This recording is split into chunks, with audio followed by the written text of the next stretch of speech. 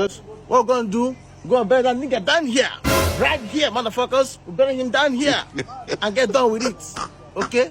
That's my fucking view. Never will it happen. My father told me this yearly that we are going to bury him in the center of the compound. And because he's a chief, we're going to give him a benefit burial that the community have never ever seen before in this life. What are you telling me? Yes.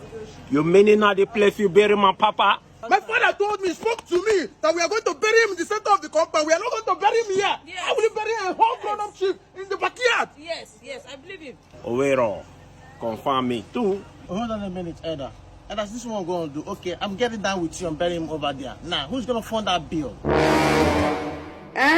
We're talking about this bill. The estimated amount that we came out with in burying our father in this place came out 28 million naira. Hey, Jesus! You bring half of the money. Okay. Go down with 40 million. Jesus! What is this? Child. What is this? Stroke. Chief. God have mercy upon us.